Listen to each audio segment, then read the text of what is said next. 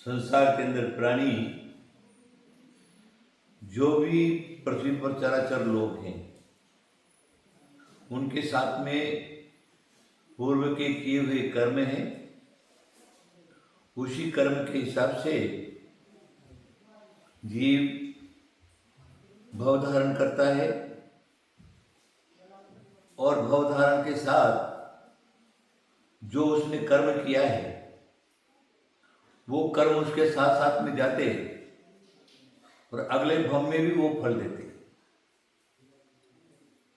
इसीलिए हमें क्या करना है, मनुष्य भव हमको मिला है, मनुष्य भव को दुरुपयोग में नहीं खोना चाहिए। सबसे बड़ी चीज हमको मानसिक शांति, एक बहुत बड़ी शांति है। मानसिक शांति नहीं है तो चाहे उसको बर्फ की शिला के बीच में रख दो तो भी उसका जीव जो है उथल पुथल करेगा, धड़कन बढ़ जाएगी, टेंशन रहेगा, पसीना आना लगेगा, सब करेगा। और मानसिक शांति अगर है तो भयंकर गर्मी के बीच में भी बैठ जाए तो शांतता से बैठा रहेगा। अब मानसिक को अशांत करने वाले कौन हैं? फिर बाह्य निमित्त तो है जिसको अपने शत्रु मानते, लेकिन अंतरंग जो है कसाय है। कसाय आप जानते हैं संसार में क्रोध, मान, माया और लोभ चार कसाय है। क्रोध के कारण दुखी, मान के कारण दुखी, मायाचारी के कारण दुखी, अति लोभ के कारण दुखी। ये जीव जो क्या है, इन कारणों से बड़ा दुखी होता है और चारों तरफ भटकता रहता है, भटकता रहता है, भटकता रहता है। जब क्रोधावेश में जब आता है तो समझ लो उसके शरीर पे एक भूत सवार हो गया। उसको हीनादिक का कोई भी जो है वो भेद नहीं रहता, डर नहीं रहता है, स्वयं बस में नहीं रहता। जैसे किसी व्यक्ति के ऊपर भूत आ गया, मंत्र बाधा हो गई तो उसी के अधीन रहता है, फिर स्वयं का उसको स्वयं का कुछ होश नहीं रहता, कुछ भी क्रिया करता है।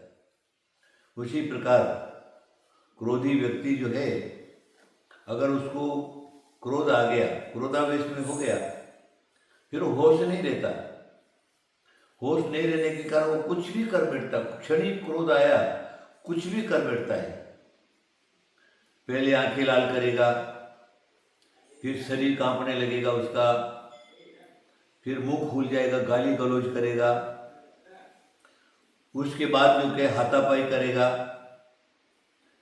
फिर डंडा उठाएगा, डंडा नहीं उठाए तो शस्त्र उठाएगा और एक दूसरे का मर्डर कर देगा। सामने वाला भी मर जाता है और सामने वाला इसको मार देता है। यहां तक कि मर्यादा टूट जाती है और यहां तक आदमी का पतन हो जाता है।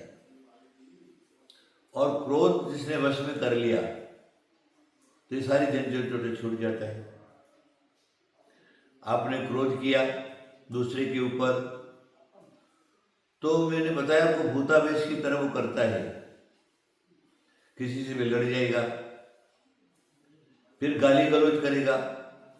तुमने दूसरे को गाली दिया तो वो भी तुमको गाली देने लगेगा।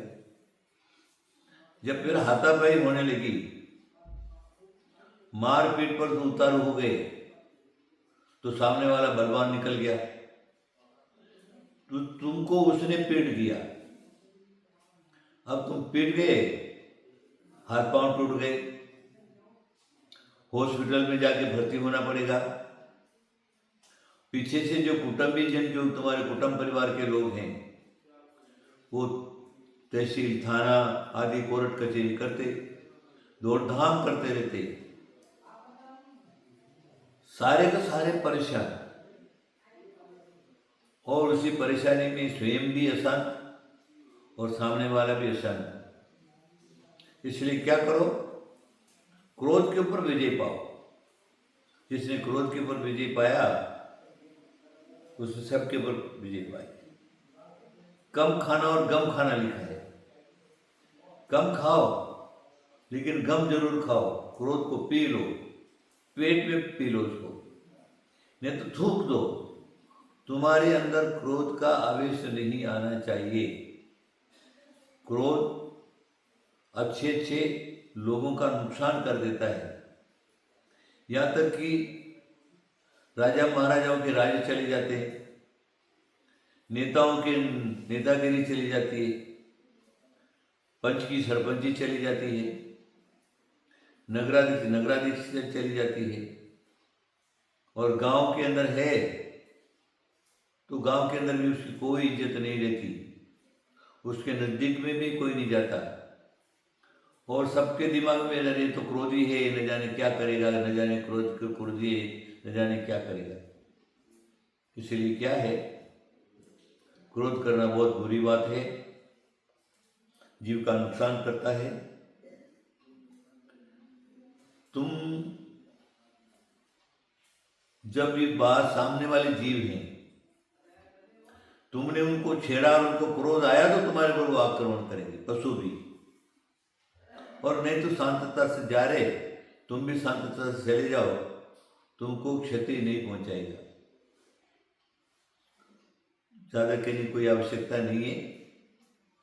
आप सब लोग समझदार हैं।